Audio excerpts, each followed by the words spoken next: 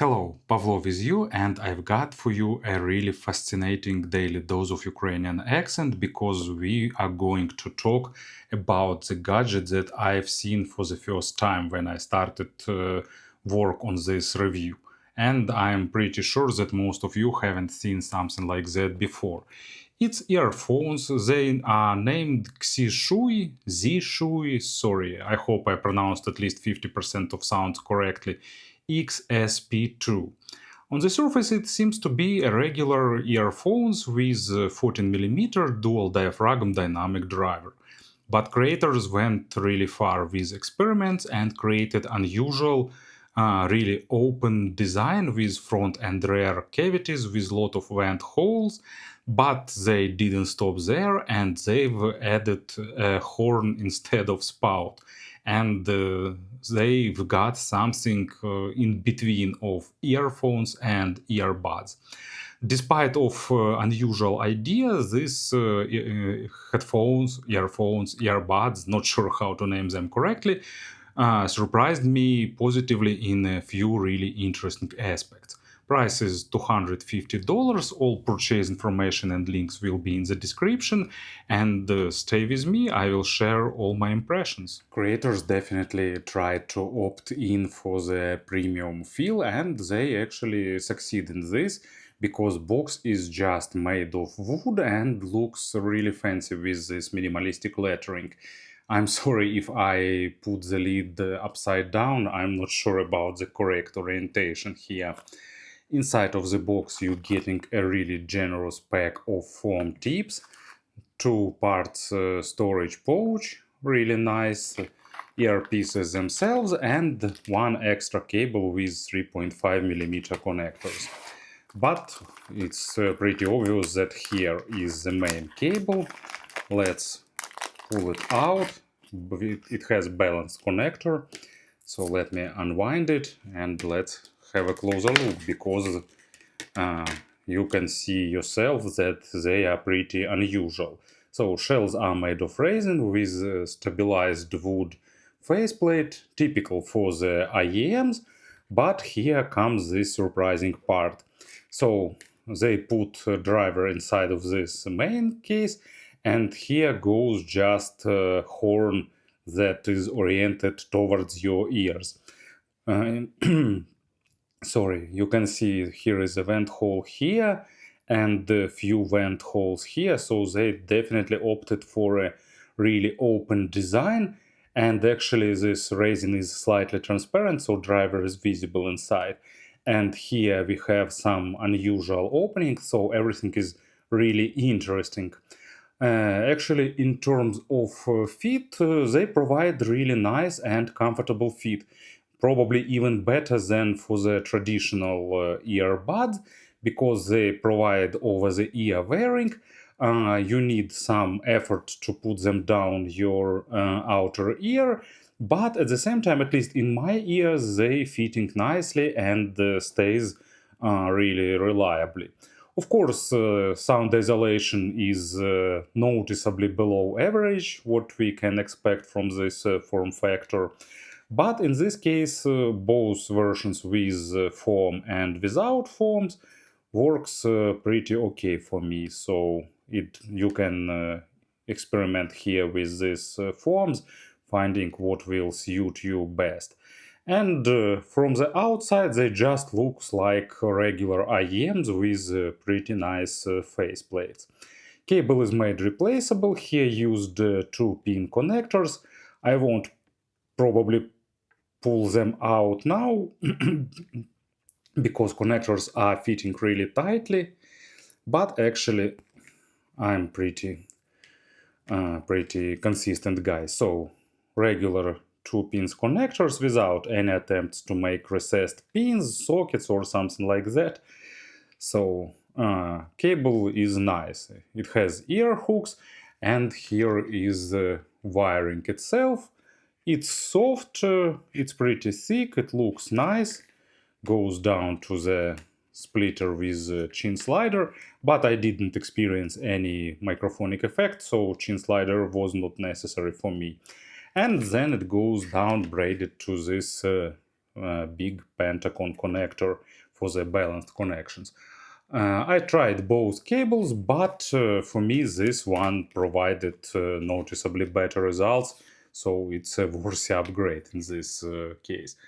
So, despite of a bit unusual look, earphones are really interesting from the exterior point of view. Absolutely, unsurprisingly, earphones with such unusual and brave approach to the sound design and tweaking deliver unexpected and really interesting results. I won't be saying that it's absolutely best sound I've heard, and I also understand that probably it's not everyone's cup of tea, but I was surprised in many aspects, but I will try to describe my experience with them. Keep in mind that you will definitely need to spend some time getting the best fit. For me, actually, I've got the best fit with these foam tips, and after fitting them into my ears, I need to push them a little down to fit a bit deeper into my outer ear to provide the best possible sound, because they have this unusual horn and you need to position it properly. But at the same time, this fit is more secure for me when I'm walking, for example, or jogging on the treadmill or doing some active things, because this over-the-ear hooks providing better fit than traditional earbuds. So, creators wanted to make them as linear as possible and make the main accent on the mid frequencies. In the combination with these horns, they managed to create a surprisingly big stage, probably what we can expect for the earbuds, really forward, well-tuned treble that can be drawback for someone, but at the same time, in many cases, they deliver great results. Absolutely linear bass with focus on the details and punch, not the weight. So, it's earphones to enjoy well-recorded stuff. Probably it's their main goal.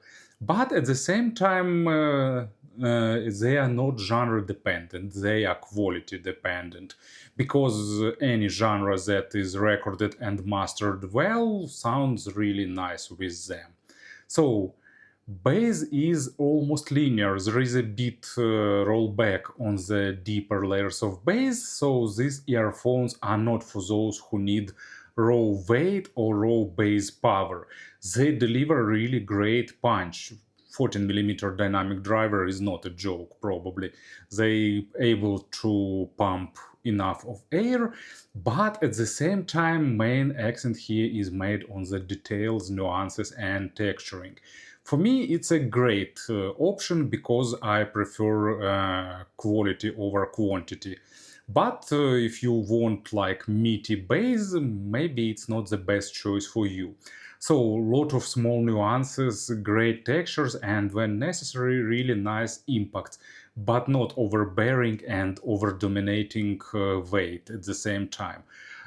Great control, and bass in 100% of cases stays at place. So let's talk about examples.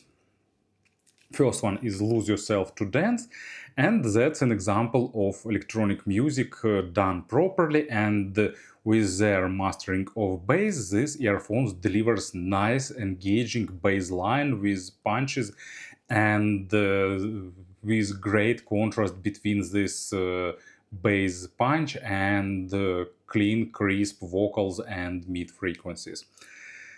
And Angeli by Musica Nuda, another example of well-recorded bass, and you getting really nice saturated double bass that is not pushed forward, but at the same time nuances are represented really well, and you really getting that feel of the body of the instrument. Mid frequencies are almost linear. Actually, you can simply imagine these mid frequencies by thinking about some good linear dynamic driver earphones that you've heard. So you're getting that balance of micro and macro parts, you're getting nice detalization, but without being too sharp and you're getting great macro dynamics and emotions, but only when they are present in the record. When record is good, all instruments, vocal and stuff like that is really nice.